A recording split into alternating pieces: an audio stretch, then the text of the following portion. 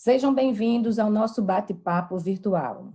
Me chamo Cláudia Queiroz e sou conselheira do CAU-RN, coordenando a Comissão de Política Urbana e Ambiental, CEPUA.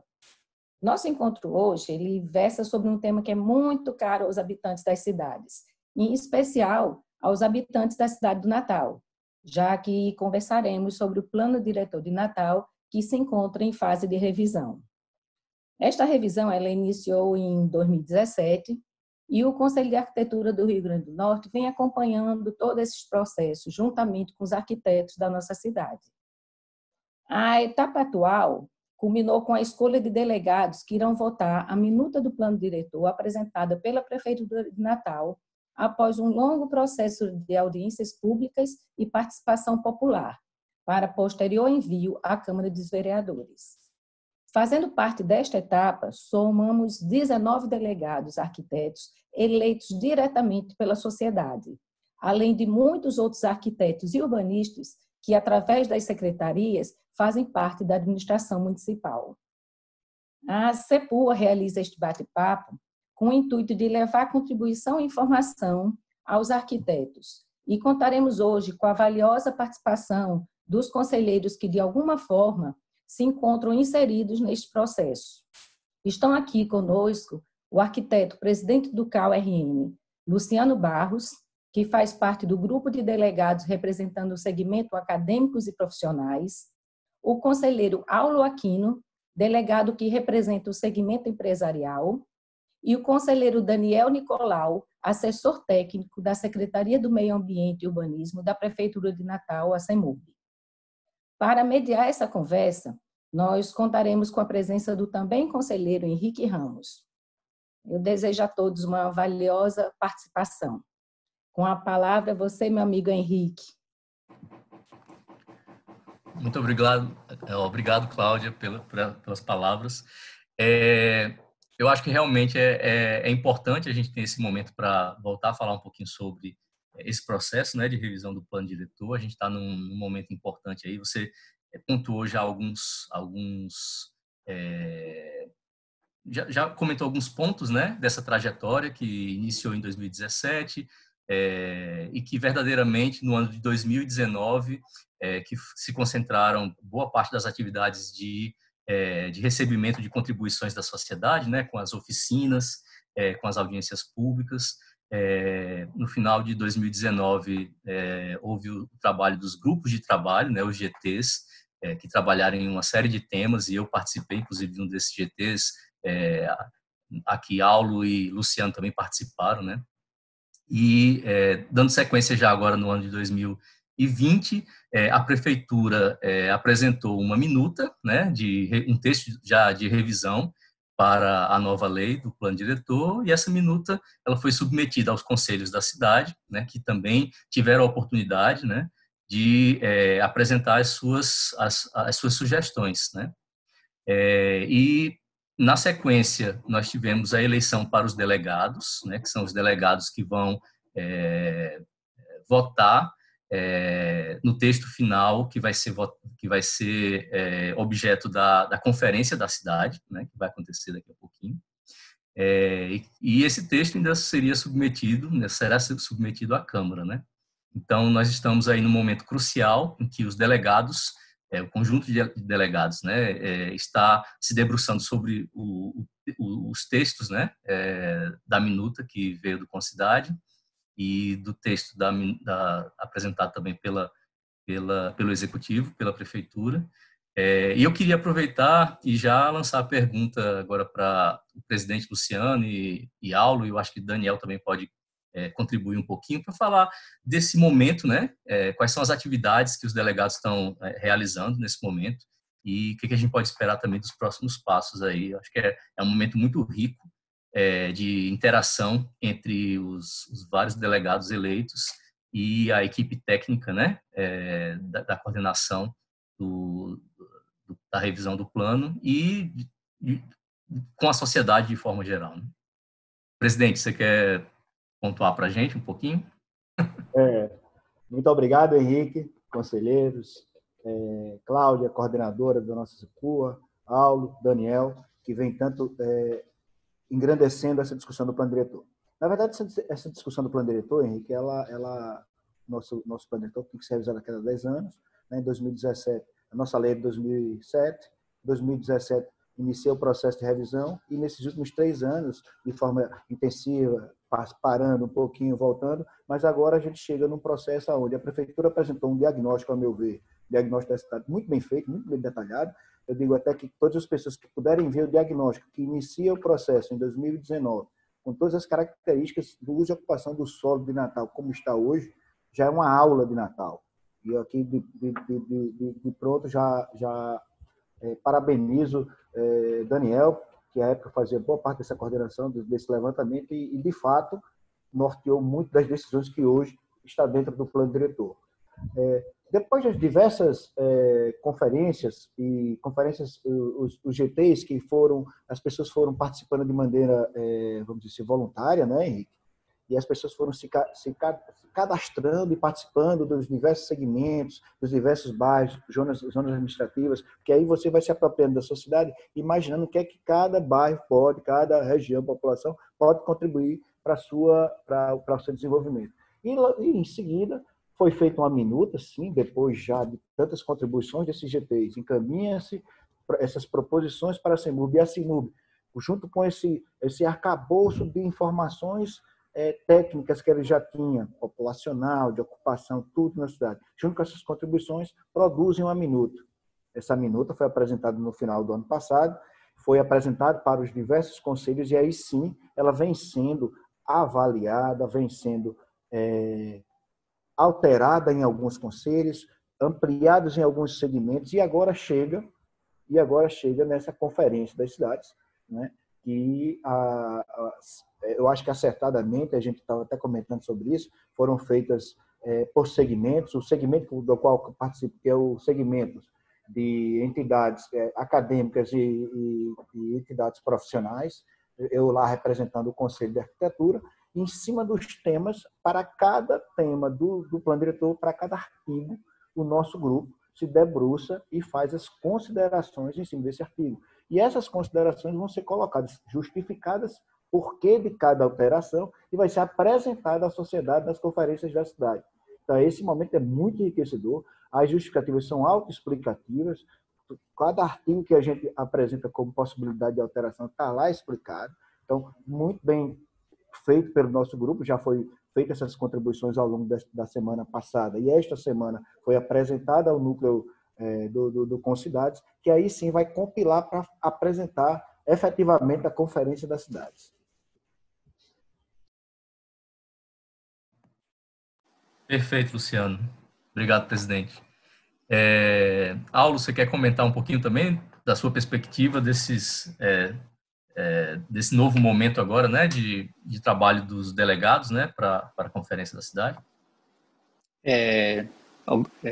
Obrigado, Henrique, obrigado, Cláudia, obrigado ao Cal pelo convite, né? Bom demais participar aqui com o Daniel e com o presidente Luciano. De fato, houve uma separação por segmentos, né? Eu fiquei no segmento de empresários e lá nós discutimos a minuta. Ontem se encerrou o prazo para novas contribuições, né? A partir de cada segmento. Já tomamos conhecimento que outros segmentos apresentaram 80 propostas, né? O nosso grupo ele apresentou 26 propostas de alteração, enviamos ontem, né? Exatamente como o presidente comentou aí, para o Concidades avaliar. E de amanhã, se eu não me engano, isso. Cada segmento ele escolheu uma espécie de relator, né? E vão haver agora intervenções orais, que são apresentações para todos os delegados, essa espécie de orador, né, de cada segmento vai apresentar para todos os delegados as propostas de seu segmento, exatamente com essas justificativas. Essas são chamadas intervenções orais, onde agora cada um vai poder entender o que aconteceu nos outros grupos, né, nos outros segmentos, e para posteriormente, depois de todas essas rodadas, né, com todos esses oradores, posteriormente a gente inicia a votação, entendendo o que seja melhor. né? Então, esse é o momento atual das intervenções. A gente fez as propostas, agora a gente vai passar para as intervenções orais, que são esses oradores para todos os segmentos, todos os delegados, e posteriormente, de posse de todo esse conteúdo, como até o presidente comentou aí, a partir das justificativas, né, de alteração, a gente vai iniciar esse processo de votação. Eu acho que é isso. Acredito que é importante, né, posteriormente, essa análise de cada proposta e tentando encaixar também para que haja uma coordenação. Eu acho até, entre as propostas, eu acho até que Daniel pode complementar isso. Depois dessa votação, ele volta para a CEMURB para ainda ter esse ajuste fino para depois seguir para a Câmara. Acho que é isso. Joia, obrigado. A gente vê que é um processo complexo, né? Tem uma sofisticação aí nesse como é que as informações são passadas, né? Como é que se convergem em propostas e como é que isso pode ser passado para a próxima fase. E sua deixa aí, Aulo, eu vou reforçar. Daniel, se você puder comentar aí para a gente quais são as expectativas, né? Desses próximos passos, como é que se costura essa coxa de retalhos, né? Qual é a expectativa em relação a isso? Bom, boa tarde, pessoal.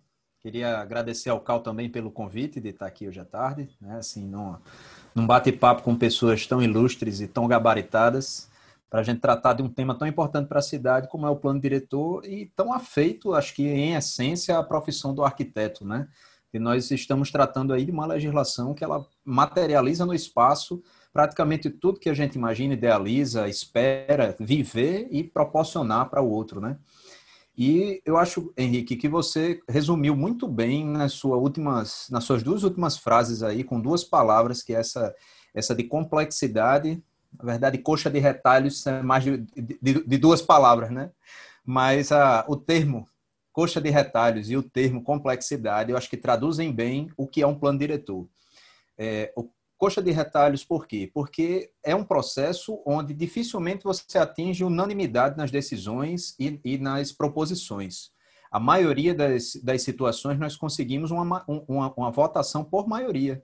E assim tanto que se você der uma googada aí, né, pesquisar na internet imagens de plano diretor, vocês vão encontrar frequentemente imagens fazendo alusão realmente a várias contribuições costuradas, colocadas em sequência lógica, porque eu acho que a colocação que Aulo também fez aí no finalzinho da fala dele, do trabalho técnico, de fazer essa costura, de fazer com que todas as contribuições, embora não sejam necessariamente unanimidade, mas elas dialoguem e elas consigam alcançar a cidade, né, sair do abstrato e serem materializadas de forma coerente, eu acho que traduz bastante da complexidade que é esse processo, que é o plano diretor. Nós estamos numa fase já bem avançada de todo esse processo, que é um processo participativo, né? Passamos por oficinas, audiências, seminários, tivemos a pré-conferência, como foi bem colocado aí pelos colegas, teve a fase já de contribuições dos delegados, embora ainda exista a revisão formal, né, pela Procuradoria, por exemplo, para ver algum conflito com outras legislações, e a votação na Câmara também, né, que é importante ser lembrada. Ou seja, há a possibilidade de forma representativa de contribuição até o último segundo, até a votação na Câmara, existe essa possibilidade de contribuição. Eu acho que o CAL, e parabenizo inclusive a diretoria, está sendo muito proativo no sentido de manter em pauta essa discussão, porque não é a finalização das contribuições que terminou o prazo ontem dos delegados que finaliza o processo. O arquiteto que identificar ainda a necessidade de contribuir tem condições de fazer isso através do CAL e através de outras formas de representação que o Conselho proporciona ao profissional. Então, eu acho que vai ser uma discussão bem interessante para a gente poder alinhar alguns pontos e desmistificar, esclarecer algumas situações que estão aparecendo aí, que estão em pauta, né? Perfeito, Daniel. Exato. O desafio, ele continua, né? E é o desafio de todo o processo participativo, né? E que se quer democrático, né? Então, por mais que nós já tenhamos passado por uma série de atividades em que se exigia uma participação expressa, né, da sociedade, e agora a gente já vai afunilando mais para um momento em que escolhas têm que passar a ser feitas, né, e sobre todos os temas que estão sobre a mesa, as pessoas que foram por direito, né, eleitas para tomar essas decisões, elas vão fazer essas escolhas, né? Mas mesmo assim ainda existem espaços, né, para exercer a influência de alguma forma. A sociedade, os arquitetos e urbanistas, eles ainda podem encontrar formas de exercer influência até o último minuto, né? Já que vai chegar ainda a uma votação na Câmara e os nossos representantes, né, na Casa do Povo vão também se pronunciar em relação aos artigos dessa lei, né? E eu queria lançar a pergunta para vocês, pessoal, assim, o que vocês veem como contribuição, né? Quais são as novidades que a gente pode esperar para essa nova configuração do plano diretor? A gente sabe que a prefeitura, né, o executivo, lançou uma minuta, né? Essa minuta ela tem fios condutores, né, de estratégias de atuação para o território do município, né? Um deles que eu acho que é principal, né, que tem chamado a atenção das pessoas, né? Que todo o território do município de Natal passa a ser passível de adensamento, né? Não só você pode construir com um coeficiente básico, né, que provavelmente passaria a ser 1, mas você também pode adensar acima desse coeficiente 1 em todo o território, em função de uma lógica que está relacionada com as bacias, né? As bacias que delimitam o município. A gente sabe também que tem algumas novidades em relação a novas prescrições, né, como térreo ativo, fruição pública, índice relacionado com permeabilidade visual. Isso aí depois eu também, se um de vocês pudesse comentar, né, sobre algum desses pontos. E assim, eu queria passar um pouquinho a palavra para vocês em relação ao que a gente pode esperar, né? Por mais que a gente sabe que ainda tem um caminho a definir exatamente o que vai ser, o que vão ser essas prescrições, mas o que os moradores de Natal e o que os arquitetos e urbanistas podem ter de expectativa em relação ao que está sendo discutido no momento, né? Perfeito, Henrique. Eu vou falar um pouco da minha impressão da primeira proposição, e, na verdade, ela vai no sentido de imaginar Natal como o centro da região metropolitana do nosso estado, não é? Dessa região metropolitana hoje, que envolve aí praticamente 1,5 milhão de habitantes, e notadamente Natal é vamos dizer assim, seu centro de atividade socioeconômica, né? Em 2012, nós tivemos o advento do programa Minha Casa Minha Vida, que impulsionou muito a ocupação nos municípios limítrofes, notadamente Extremóis, São Gonçalo e Parnamirim. Isso fez com que o plano diretor tivesse uma visão muito mais estratégica de como ocupar esse território. A gente não podia olhar Natal de maneira isolada, porque seria, no mínimo, uma falta de estratégia do ponto de vista administrativo mesmo, de como manter o usuário da cidade, o trabalhador da cidade, mora da cidade no nosso território. Nós, notadamente, percebemos que muitas áreas da cidade perderam habitantes para esses municípios vizinhos, por conta de milhares de construções que foram edificadas nesses municípios, e a gente criou um movimento pendular muito grande. Quer dizer, a pessoa trabalha em Natal e mora nos municípios próximos aqui. Isso criou uma situação muito negativa do ponto de vista da qualidade de vida do morador dessa região metropolitana.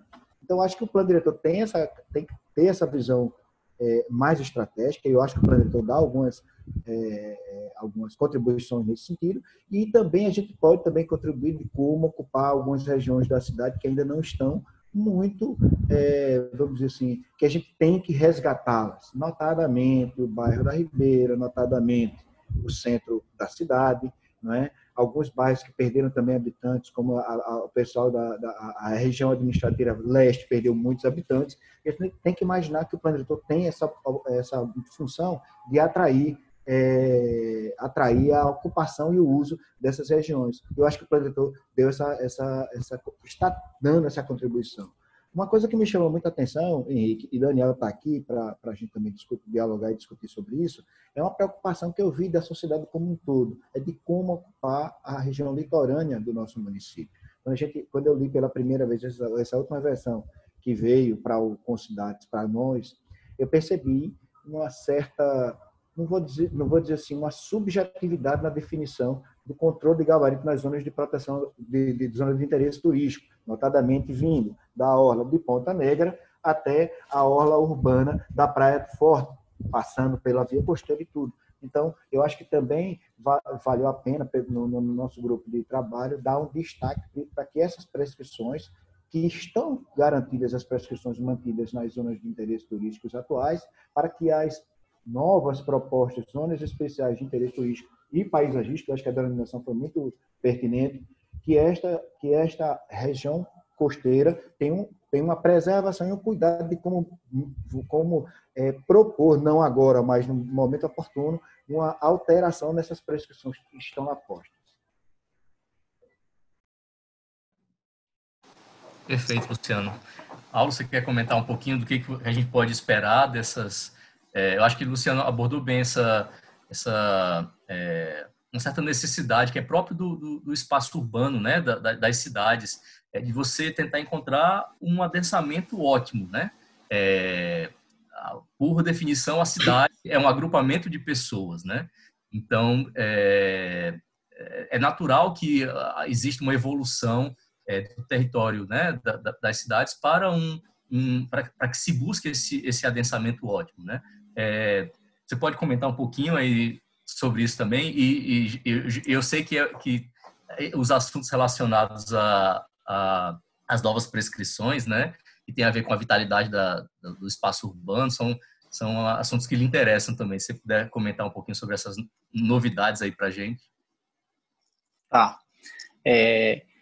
Tem uma frase que se usa muito nessa questão de gestão, né, que pode ser usada na questão pública, mas também na privada, que é: o que não se mede, não se gerencia.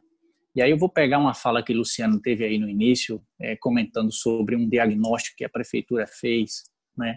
Eu acho que foi o primeiro plano, vocês podem me corrigir, mas eu acho que foi o primeiro plano em que a gente tinha dados, né, para trabalhar. Então, isso é importante porque traz realmente essa contribuição, esse diagnóstico, e a gente pode pensar em profilaxia, né? E nesse aspecto, esse diagnóstico, ele trouxe características interessantes do que aconteceu com o Natal e o que vem acontecendo, e exatamente o que se pretende é uma resposta a isso, né? Porque a partir do momento que você tem esses dados, você tenta combater o que está prejudicando e incentivar o que potencializar o que já está ajudando, né? E você comentou aí, Henrique, da questão do coeficiente, né, de aproveitamento, que agora toda a cidade passa a ser adensável, né? Não tem mais a área de adensamento básico, o macrozoneamento que trata o adensamento básico, né? Foi deixado no plano anterior. Aliás, no plano atual, ele ainda é vigente, mas não está na minuta para o próximo plano. Com relação a isso, eu diria o seguinte: o coeficiente ele sempre teve sua base na questão da infraestrutura, né? E que ele sempre atuou dentro daquela questão da unidade de planejamento como sendo o bairro, ou seja, eu tinha um coeficiente único como se fosse um cobertor, né, que cobria todo o bairro a partir de estabelecimento de bairro a bairro. Então, por mais que ele trabalhasse a infraestrutura, ele tivesse sua base na infraestrutura, ele cobria uma determinada região administrativa, não a região administrativa, mas um espacial da cidade, né, que era o bairro. E então ele não contemplava uma certa diversidade que podia existir dentro do bairro. E ele agora, então, a proposta que vem aí, que ele traz, então, além da questão da unidade administrativa como bairro, mas ele pontua outras duas coisas interessantes para que possuem agora influência em cima do coeficiente, que é a questão das bacias de esgotamento sanitário e dos eixos das vias, né? Então, a partir, vamos dizer que você tem um bairro e dentro desse bairro você consegue enxergar uma hierarquia de vias, né, que mostram que tem áreas que possuem umas vias mais coletoras, né, estruturantes, e outras mais locais. Então, você consegue identificar dentro do bairro uma diversidade espacial. E agora esse coeficiente, ele meio que vem contemplar um pouco disso com relação às vias, como eu comentei, e também com relação ao esgotamento sanitário, porque a questão do esgotamento, ele também é relevante, né? Então, a partir disso, é como se inclusive esse conceito de enxergar essas diversidades, né, essas diferenças, mas essas especificidades, ele acontece em outras áreas também, né, do direito, inclusive, ou você começa a enxergar cada um como particular, né? E você valoriza isso também, as características individuais de cada localidade. Então, nesse aspecto, o coeficiente ele vem nesse sentido, né? Traz esses dois outros componentes, as bacias e os eixos, e aí os eixos não só as vias, mas também a ferrovia, ela também é considerada, certo? Então, e aí contempla alterações e especificidades para cada coeficiente. Mas ainda assim, há unidade de planejamento, então há um coeficiente meio que dividido por bairros também, certo? Com relação a essa sua outra questão aí que você comentou sobre as prescrições, que de fato eu tenho bastante interesse nisso, o plano o plano possui, né? O plano ainda está vigente. O plano possui 4 prescrições adicionais, né? Além do coeficiente. E uma delas não está sendo mexida, pelo menos na minuta não existe até agora, né, eu não vi todas as propostas dos outros segmentos, uma delas não está sendo alterada, que é a taxa de ocupação. Mas o gabarito, ele está sendo proposto, uma alteração, passando agora para 140 metros, pelo menos é algo que consta na minuta atual. A taxa de impermeabilização também há uma alteração, passando de 80% para 90%, sua impermeabilização máxima, mas há umas compensações com relação a isso, não haveria um prejuízo com relação à infiltração das águas, certo? Apenas a questão realmente de você não impermeabilizar todo o lote. O recuo também há uma alteração, porque você ainda continua naquele cálculo do escalonamento, mas chegando a um limite máximo de 7 metros, a partir dali existe um limite máximo para o recuo. E existem outras 4 prescrições novas, né? Então o número de prescrições adicionais dobrou, saiu de 4 para 8, que é exatamente essas que você comentou aí, permeabilidade visual, fruição pública, né? E essas outras 4 prescrições eu acho que são bem interessantes nesse aspecto, porque elas meio que saem um pouco de tratar a questão física da edificação e começa a dar essa dinâmica, né, do ser humano em relação à sua ocupação, em se enxergar, né? Essa permeabilidade visual, você de fora enxerga dentro, você enxerga fora também, isso traz segurança. Então, essas outras prescrições, elas são importantíssimas nesse aspecto, da gente começar a tratar a cidade de forma mais humana, sabe? E agora elas vão ser, digamos assim, regulamentadas posteriormente, né? O plano, ele comenta, e essas 4 prescrições, elas vão ser impulsionadas pela questão tributária, né? Acho que o Daniel pode até me corrigir alguma coisa nesse aspecto, ou complementar. Você consegue uma redução em seus tributos se você implanta isso na sua edificação. Então, eu acho isso muito bacana. E vou já aproveitar o gancho aqui, que eu estou falando demais, mas vamos lá. Aproveitar o gancho aqui que o Luciano comentou aí da questão das paisagens, né, da nossa perspectiva. Olha, quando a gente na Roberto Freire, a gente passa ali pelo Praia Shopping e sobe, tem um leve aclive e chega ali na via costeira. Aquela paisagem ali, aquilo ali já é um patrimônio de Natal, né? Ali, eu acho que já é da nossa cultura a gente enxergar ali quando a gente vem naquela via e se depara com aquele cartão postal ali, aquela enseada de Ponta Negra. Eu acho que criou-se realmente um ruído aí, dizendo que poderiam acabar um pouco com essa questão aí, na verdade, mexer nesses gabaritos aí, mas eu acho que o que havia era apenas uma redação não tão clara.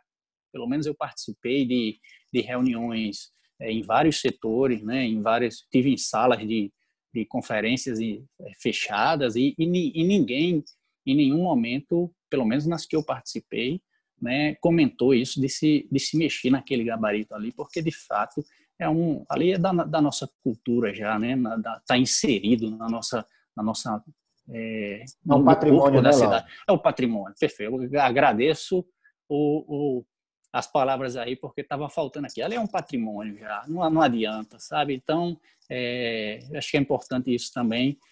E Daniel pode complementar aí alguma coisa. Só complementando um pouquinho, Paulo, você antecipou um tema que eu ia, né, propor também para que vocês comentassem. E vocês podem falar isso nas próximas falas, né? Eu acho que o Daniel já pode contemplar agora também. Nós fomos entrando um pouquinho nessas novidades, né, dessa nova redação do plano, e é óbvio que podem trazer inseguranças, né, para alguns arquitetos urbanistas, para os cidadãos de forma geral, né?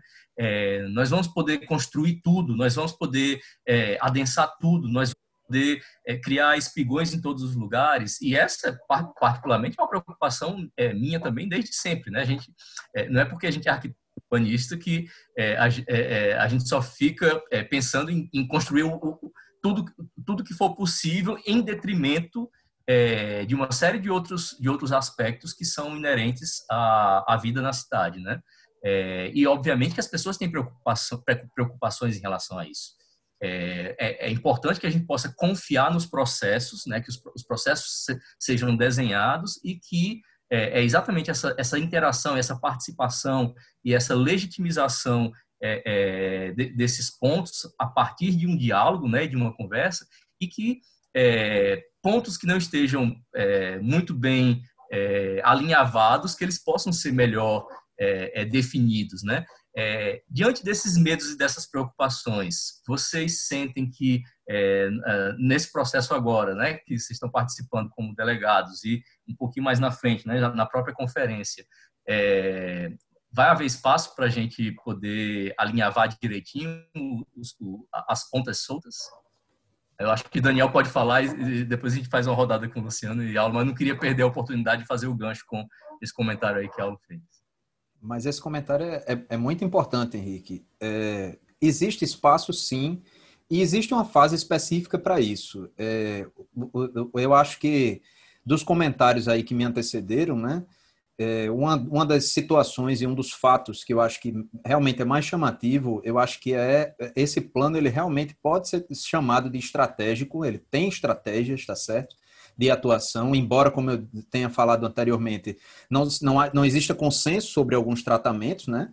Mas aconteceu, essa revisão está acontecendo de uma forma muito mais embasada do que foram todas as outras. Achei isso foi também muito bem colocado, né, na fala deles, e é um fato, nós hoje conhecemos a cidade muito melhor e nós temos condições de mensurar e de simular cenários, não só físicos, como foi comentado, mas também os cenários urbanos e de dinâmicas, né, populacionais, e antes a gente não tinha ideia de como fazer isso. Mas, assim, as fases ainda que ainda vão acontecer, elas permitem e elas necessariamente irão amarrar essas pontas soltas. Por exemplo, essa questão das ETs que mudaram de nome, né? Por exemplo, O artigo lá ele fala assim, ficam renomeadas, né? Assim, só para dar exemplo. E eu acho que essa foi a dúvida que ensejou em várias pessoas falando assim, se renomeou, as prescrições caíram ou não caíram. Esse tipo de ponta solta, por exemplo, é o trabalho da Procuradoria no momento que antecede o envio para a Câmara, que é o quê? Ele fala assim, olha, não revogou o artigo, não revogou a lei, nem revogaram-se as prescrições. Se mudou a nomenclatura. Da mesma forma que em 2007 nós mudamos a definição de gabarito. Nós mudamos a definição de gabarito para a cidade inteira, mas mantiveram-se os gabaritos específicos, à exceção da ZET2, que é a via costeira, que foi citada nominalmente no plano como mudando o gabarito específico dela. Então, é fácil para nós que estamos nas secretarias, né, assim, aplicando essa legislação, perceber que existe esse cuidado e que tem outras fases de revisão, mas realmente para a população de uma maneira geral é preciso que fique mais claro, até porque o arquiteto, na hora que ele pegar o plano para projetar, é importante que ele encontre todas as respostas ali de forma muito clara. Não fique dependendo de entrar em contato com o órgão ou com algum, né, assim, consultar muito mais material para chegar a essa conclusão. E eu acho que esse tipo de contribuição ele é muito válido e ele tem sim espaço para que a gente encaixe ainda nas fases em que estamos andando, né, o plano diretor. Até porque, como foi muito bem colocado por Luciano e por Aulo, e é a preocupação de Henrique, né, assim, também a nossa preocupação é manter esses patrimônios naturais, tanto é que o próprio Morro do Careca ele é tombado, a proposta de tombamento do Morro do Careca enquanto paisagem natural foi da CEMURB, né, no nosso antigo setor de patrimônio histórico. Então, vocês vejam que essa preocupação é uma preocupação da equipe técnica desde sempre. O fato de nós estarmos optando, né, por um tipo de adensamento diferente é a necessidade que nós estamos vendo de dar mais dinâmica à nossa legislação, de fugir um pouco daquelas planos diretores que estão trabalhados muito ainda em todos aqueles parâmetros muito do modernismo, né, e trazer para a dinâmica atual, para que a gente consiga dar realmente resposta a necessidades que a cidade tem, que a população apresenta. Na hora que a gente, por exemplo, transforma toda a cidade, ou dá a toda a cidade a possibilidade de receber um adensamento adicional, por exemplo, se nós formos observar direitinho, o nosso licenciamento, eu não sei se vocês têm noção disso, mas eu participo de alguns encontros e grupos de discussão, inclusive com outros órgãos públicos, é um dos mais completos que existe no Brasil e diria até na América, tá? Participo de grupos internacionais e o nosso licenciamento, ele avalia aspectos muito completos. Se fala muito de Fortaleza, por exemplo. Fortaleza tem um licenciamento, tem legislações que embasam o licenciamento automático deles, mas é um licenciamento muito mais simples, com muito menos documentação do que o nosso. Então, se o nosso licenciamento, ele naturalmente ou culturalmente ele é mais complexo, por que não usar isso a favor da própria população? Ou seja, na hora que eu defino bacias, que eu defino eixos, que eu passo a adensar um pouco mais todos os bairros da cidade, baseado em uma infraestrutura implantada nos pareceres dos órgãos das concessionárias que irão administrar, né, essas infraestruturas, eu tenho um licenciamento muito mais dinâmico, porque eu vou permitir que se chegue a uma capacidade, um aproveitamento melhor de uma área que, de repente, o mercado ou a sociedade está enxergando como uma área com uma determinada vocação positiva, ao mesmo passo em que eu vou estar também tendo responsabilidade para não fazer um licenciamento sem considerar esses parâmetros de infraestrutura, ou seja, seria uma forma de liberação sem prejudicar, digamos assim, sem sobrecarregar o que a gente tem já instalado em infraestrutura, ou pensando, obviamente, em ampliações. E eu diria até que os aspectos de urbanidade, por exemplo, que foram colocados, né, que Aulo citou muito bem, por exemplo, que eles vão dar alguns incentivos, provavelmente fiscais, a gente ainda está vendo aí com a Secretaria de Tributação como regulamentar, mas alguns incentivos também edilícios, eles são muito importantes nessa dinâmica, porque, como eu falei, a estratégia do plano é tentar integrar todas essas matérias, né, todas essas vertentes. Eu adenso, mas ao mesmo passo eu também estou dando a oportunidade de integrar mais as edificações às pessoas, eu estou dialogando com a infraestrutura instalada. Você tem também a preocupação com a paisagem, como foi colocado aí por Luciano, tá certo?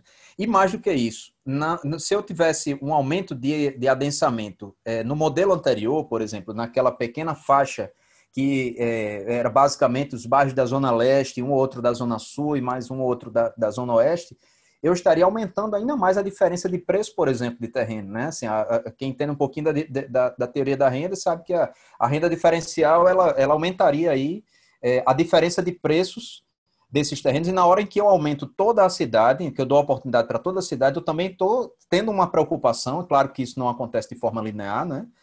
Mas existe a tendência a não haver uma diferenciação de preços tão grande quanto se eu tivesse aumentando só áreas específicas da cidade.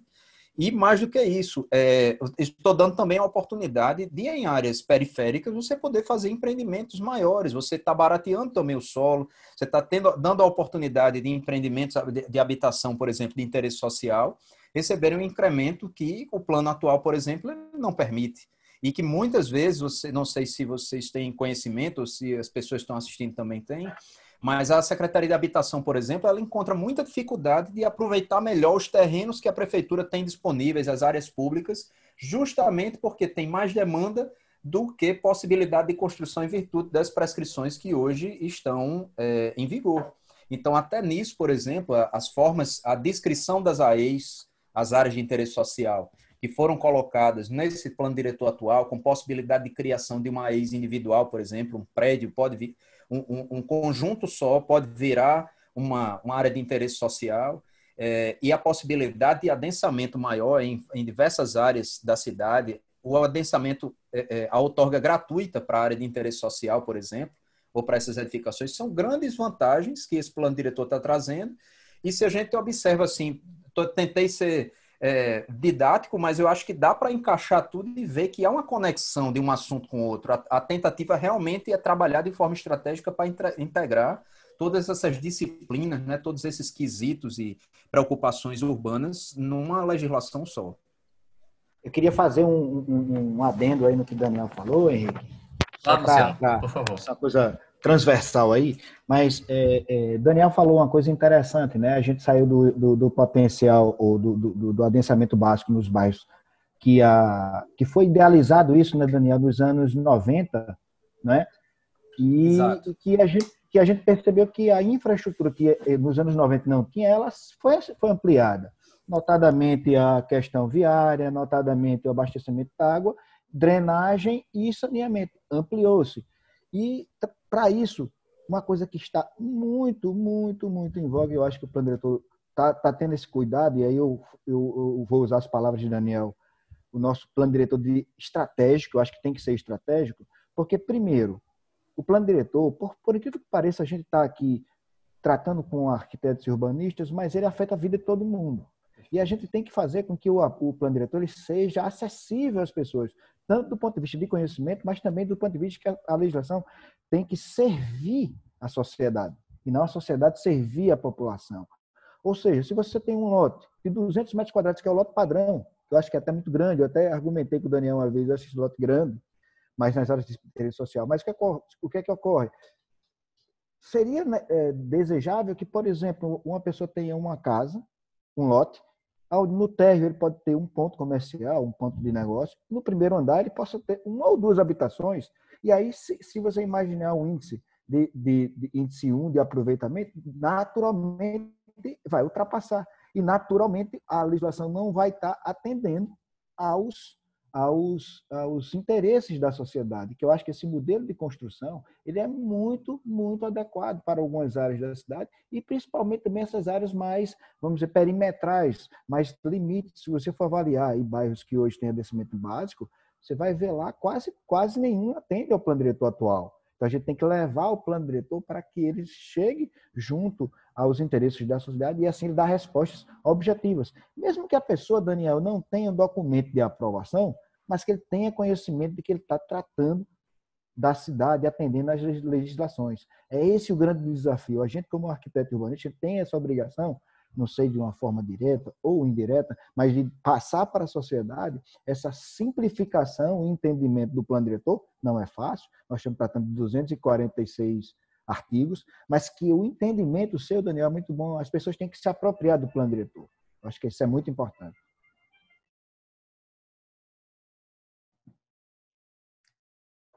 Joia, Luciano. Muito obrigado pela... Perfeito. Eu não sei se Aulo também queria voltar a comentar alguma coisa em relação a isso. Eu abordei essa questão dos medos, né? Porque nas nossas vivências no cotidiano, a gente sabe que as pessoas chegam para a gente às vezes ouvem alguma coisa na imprensa, né? Que sai na mídia, ou até mesmo em conversas com outras pessoas e assim, então tal coisa vai acontecer. Existe, né? A gente sabe que estamos nesse momento dessas escolhas, né? E algumas escolhas muitas vezes elas poderiam trazer malefícios, né, para a cidade. Mas eu queria saber se você se você sente segurança nesse momento atual de que os delegados estão podendo abordar, né, essas pequenas lacunas para que não fiquem essas pontas soltas, né? De fato, Henrique, a gente tem que ter esse cuidado e uma das observações que a gente também fez, né, dentro do segmento foi exatamente esse: procurar aclarar o texto, né? Porque exatamente para evitar essas dúvidas, para evitar essas interpretações. Então, uma das coisas era, às vezes até a gente se pegava em momentos que dizia, poxa, isso está redundante, mas era a vontade de não deixar ponta solta, sabe?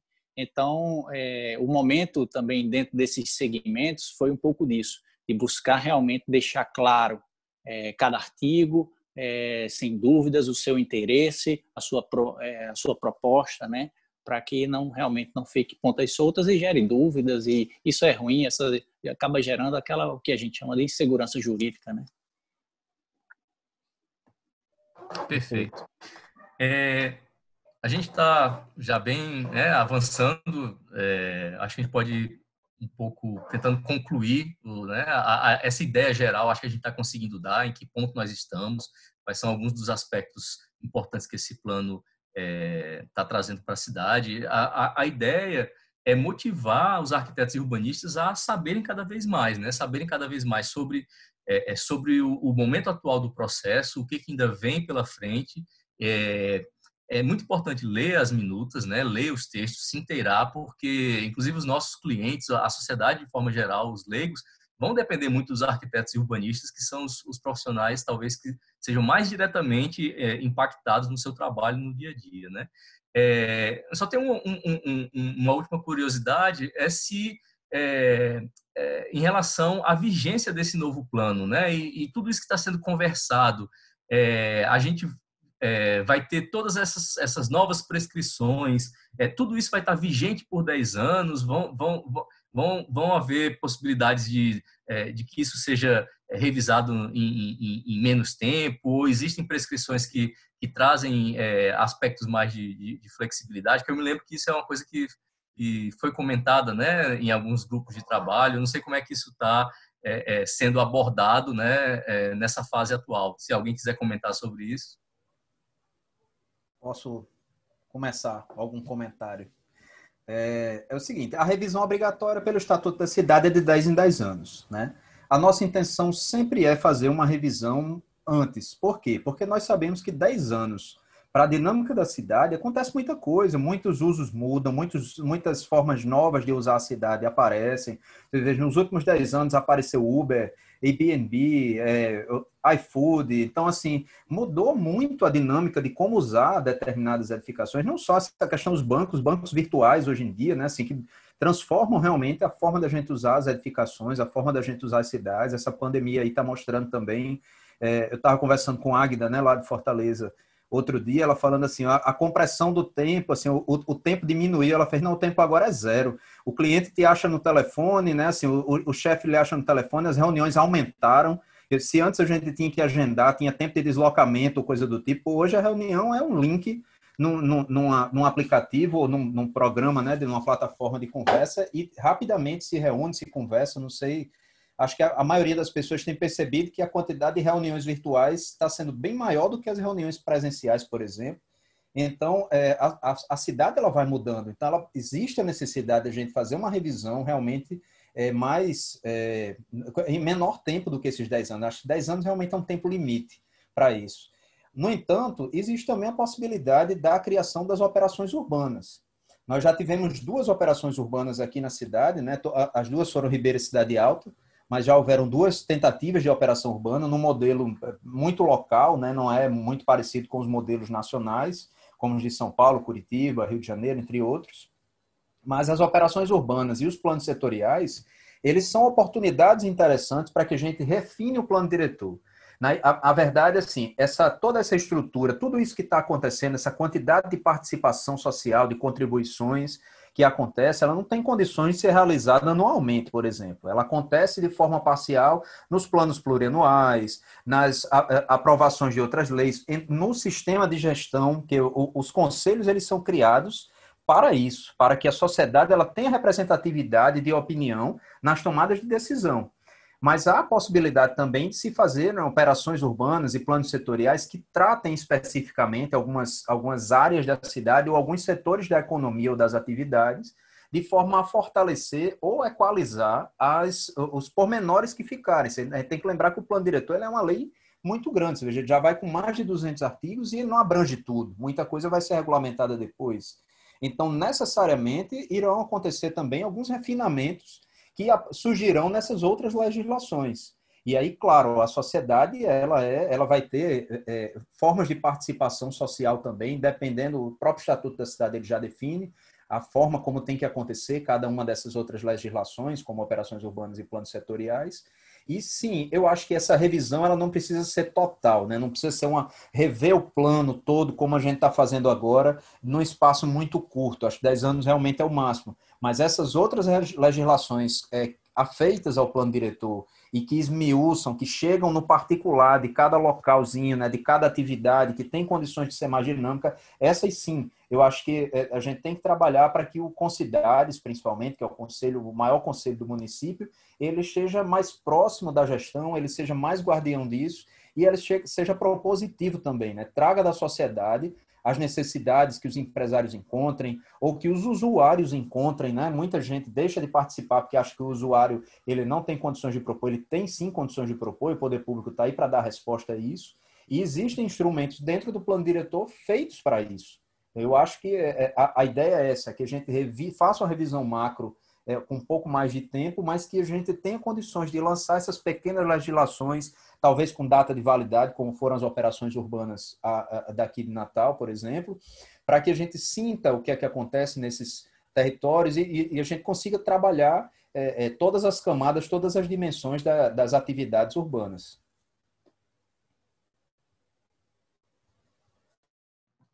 Perfeito, Daniel. Ótimo, boa notícia, porque realmente para a vida contemporânea, 10 anos é muito tempo, né? Isso.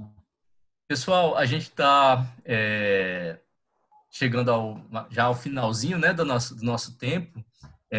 Eu queria propor uma Posso última... só fazer uma pergunta, Henrique? Claro, Cláudia. É porque Daniel tocou no assunto que eu tenho uma dúvida, eu acho que deve ser dúvida de muitas pessoas também. No atual muitas áreas ficaram pendentes de regulamentação, uma regulamentação futura e que algumas não chegaram nem a acontecer, né?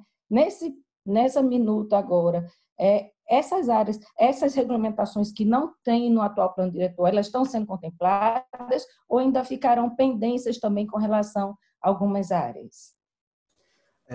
As AEs, por exemplo, a ideia é que a gente traga para dentro o que já está sendo amadurecido já há 10 anos, praticamente, né? Nós temos o contrato do IBAN que começou em 2008 e desde lá que nós estamos trabalhando essas minutas e estamos no quase lá, como diria, né?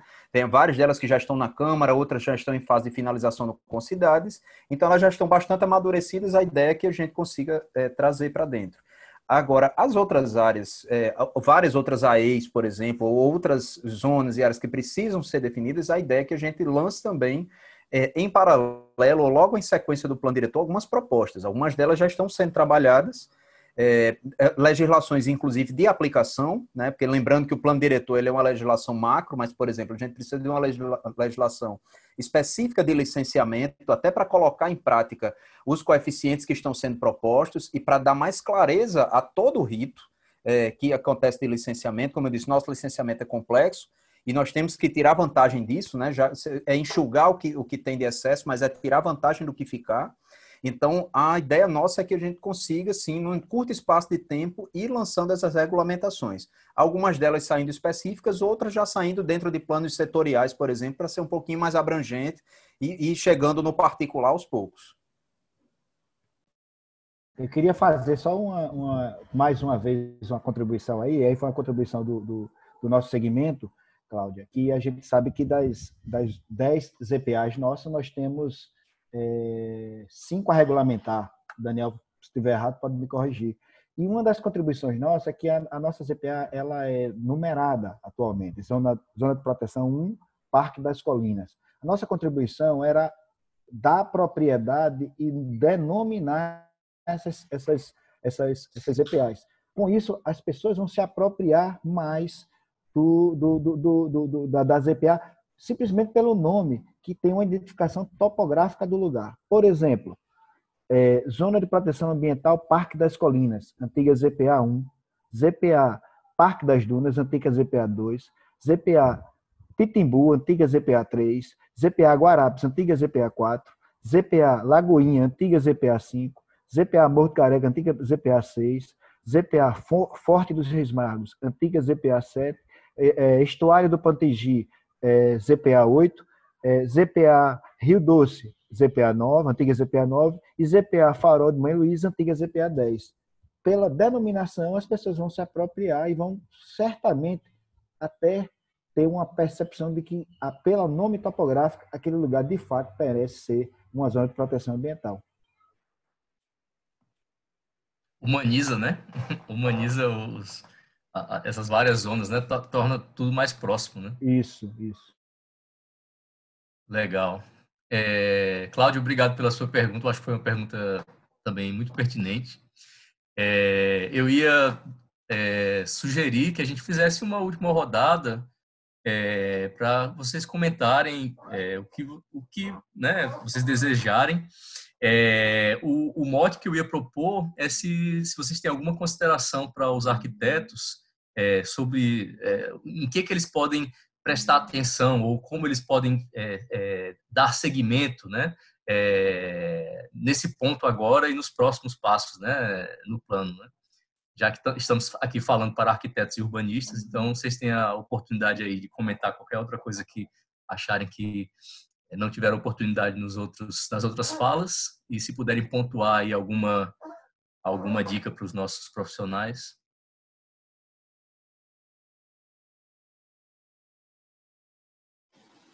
Luciano começa?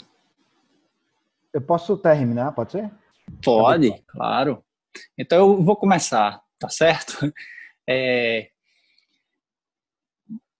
Eu fico aqui pensando o quanto esse tema, né, plano diretor, que obviamente tem uma estreita ligação aí com o urbanismo, o quanto ele vem crescendo, né, e o quanto cresceu aqui na nossa cidade nos últimos 3 anos, que foi esse período que se iniciou essa revisão, né?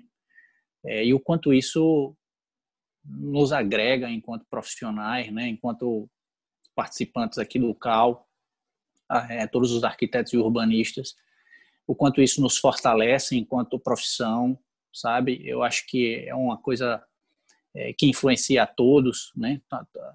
Nós enquanto unidade, escolhemos viver nas cidades, né? Outro dia eu estava comentando, 85% da população mundial ocupa as cidades, e a nossa profissão é quem tem que resolver como é que essa dinâmica acontece, né? Como é que a gente encaixa todas essas pessoas dentro de um mesmo espaço, cada um com sua legítima vontade, cada um sendo respeitado, todas os indivíduos, né? Toda essa complexidade da vida. Então isso é muito difícil, e a gente vem trabalhando aí, né, junto com a prefeitura, de forma voluntária também. Algumas pessoas já participaram dessa contribuição, mas é de fato uma coisa muito complexa a gente chegar ao final e estabelecer uma minuta, uma lei que possa reger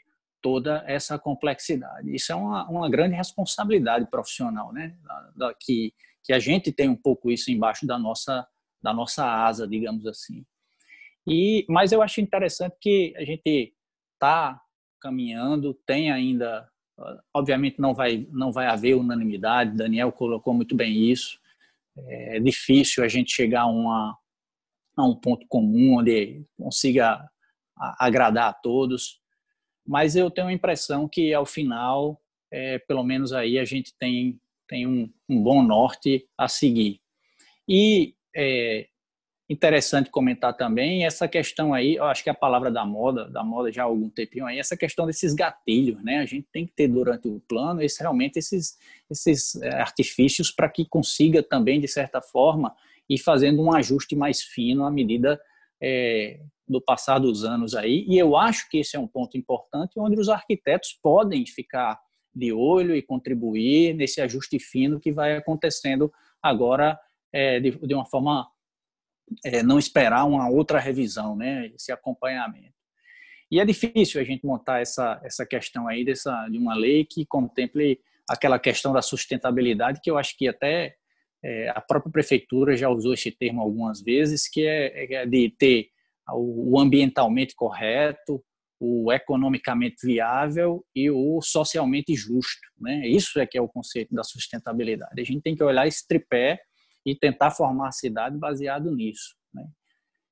Em termos de próximos passos, a gente está, enquanto conselheiro do CAU aí, e arquiteto, cidadão, participante dessa empreitada, que é essa revisão, como eu comentei, vão acontecer as intervenções orais, não há, por enquanto os delegados, né, não há mais espaço para propostas, agora realmente é só discussões e votação, mas que, como o Luciano já comentou, o Daniel também, já na fala dele, ainda há espaço para propostas, porque ainda vai para a Câmara dos Vereadores, que a gente estava até conversando antes, que lá é também uma casa do povo e que lá a população também tem voz, né? Então, é importante isso.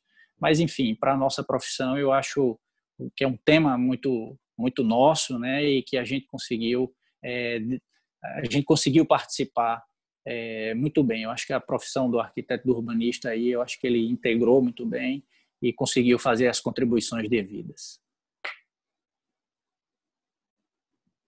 Joia, Aulo, obrigado. Não sei se Daniel quer comentar alguma coisa, a gente deixa a palavra para o presidente. Do presidente por último, claro, né? Eu concordo com o Aulo. Eu acho que o processo ele fez a gente amadurecer muito. Eu acho que durante o processo, até pelo fato dele ter sido um pouco mais longo, ele acabou proporcionando às pessoas a possibilidade de aprenderem mais, né, de compreenderem mais a dinâmica da cidade e irem se familiarizando mais com os termos técnicos, com o que acontece, não só o profissional arquiteto, mas também enfim, todos na sociedade de uma maneira geral. E para o arquiteto especificamente, que é quem domina mais a parte de projeto, né, assim, domina mais a quantidade de pedidos de licenciamento, por exemplo, de orientação, acho que é o profissional nesse sentido, sem desmerecer os outros, mas o mais completo, né, puxando um pouquinho a sardinha para o lado da gente.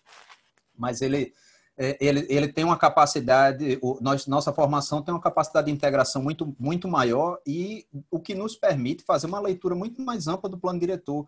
Então, as políticas do plano diretor, as estratégias que a gente tem são muito mais facilmente aprendidas para nós profissionais e eu acho que o momento de começar a absorver isso é esse, é o momento de construção.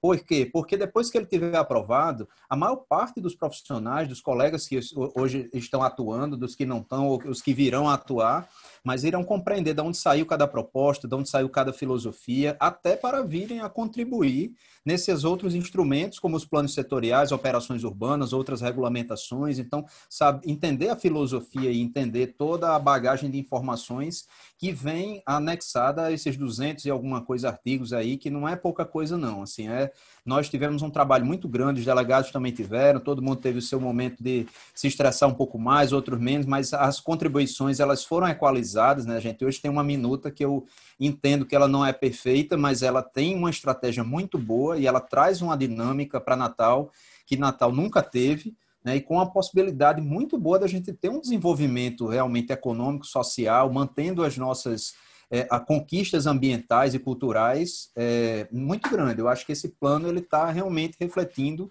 uma boa visão da nossa sociedade e uma boa construção abstrata de uma cidade futura que a gente espera. Com essas palavras, já vou me despedindo também, agradecendo a oportunidade. Joia, Daniel. Muito obrigado.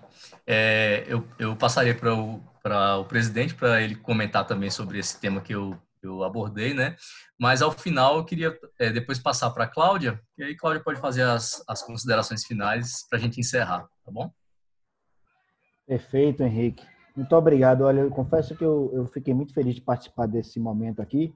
Ele foi muito esclarecedor. Espero que todos que venham tomar conhecimento dessas informações aqui, as usem de maneira satisfatória.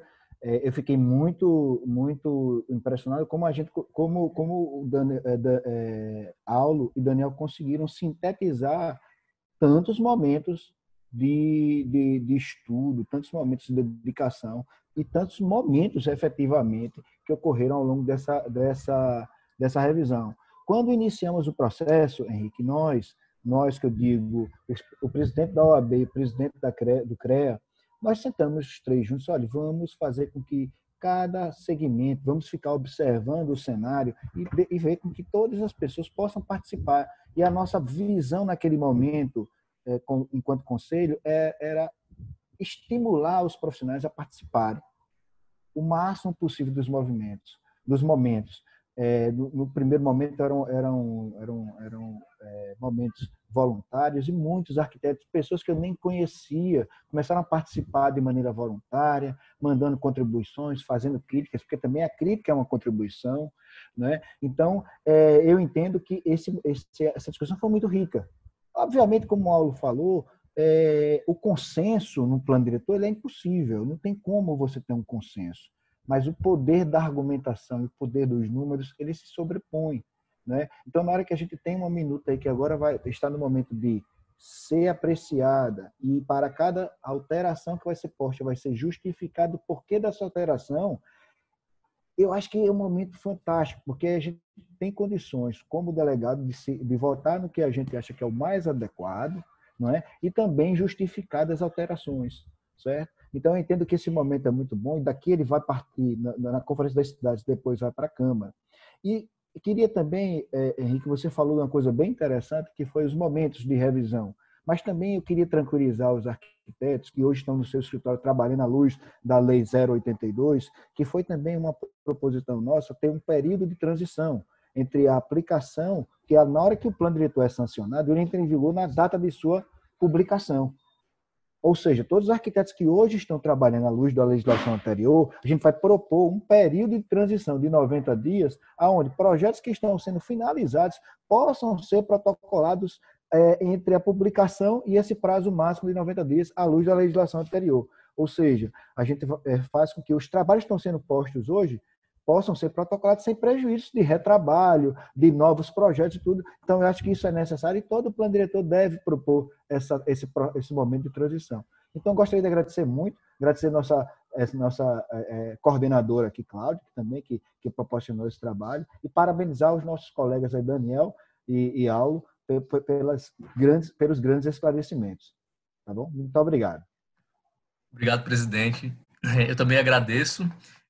Agradeço a você, Luciano, a Aulo e Daniel, por gentilmente responder aí a alguns desses questionamentos, né?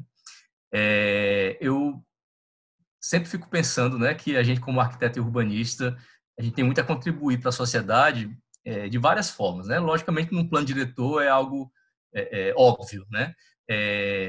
Mas o próprio Conselho de Arquitetura, ele durante esse processo, ele se pronunciou em alguns momentos, né? Ele chamou a atenção da sociedade e do Poder Executivo para a necessidade de um desenho o mais correto e adequado possível do processo, né? Nós arquitetos, a gente sabe que forma segue função, né?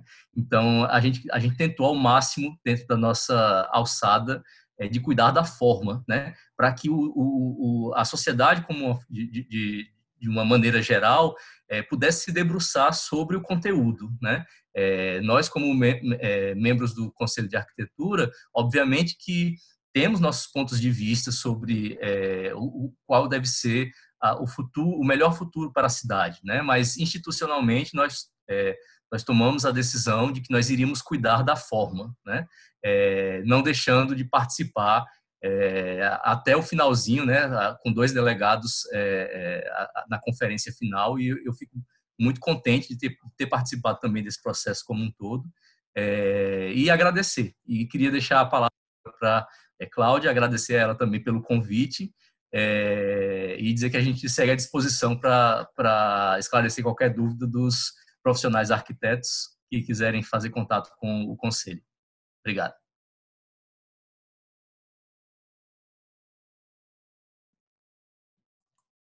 Bem lembrado, Henrique, dessa questão. Lembrar nossos colegas que, se tiver alguma dúvida que queiram tirar com relação a tudo isso que foi conversado aqui, podem enviar pelo Conselho, pelas nossas mídias sociais, que a gente vai ter imenso prazer de repassar isso para vocês e respondendo na medida do possível, né? Mas obrigado a todos vocês. Em nome da CEPUA, eu gostaria de agradecer muito a participação e o compartilhamento dessas informações que para a gente é muito cara, né? E às vezes até um certo lado difícil de compreender em algumas situações. Sem sombra de dúvidas, tudo que aqui foi conversado, ela vem muito a contribuir com o entendimento de todo esse processo das mudanças que estão por vir aí, né? Eu acredito que, dessa maneira, a gente pode auxiliar os arquitetos a formar um conceito, ao entendimento de acerca de todas essas mudanças que estão por acontecer, né? Eu vejo que isso é uma das maiores contribuições que nós, do Conselho de Arquitetura, podemos proporcionar à nossa profissão, né? Levar informação e facilitar o entendimento desses assuntos que são tão pertinentes e que, como alguém já disse aqui, sem desmerecer as outras profissões, mas são assuntos muito nossos, arquitetos e urbanistas, né? Eu acho que a gente tem uma visão global das coisas e tem esse entendimento muito mais apurado que pode ser repassado para toda a sociedade, né?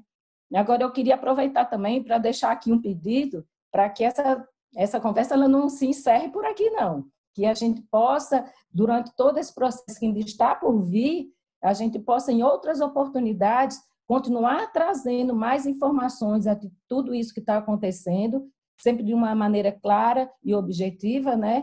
E que, mesmo depois, depois que o plano diretor for regulamentado e for aprovado, a gente possa continuar discutindo ele, né? Porque a nossa participação enquanto arquiteto, eu não tenho dúvida, é o que pode fazer com que a nossa cidade esteja cada vez melhor e em termos de interesse turístico, em termos de qualidade de vida, em termos de habitabilidade, né?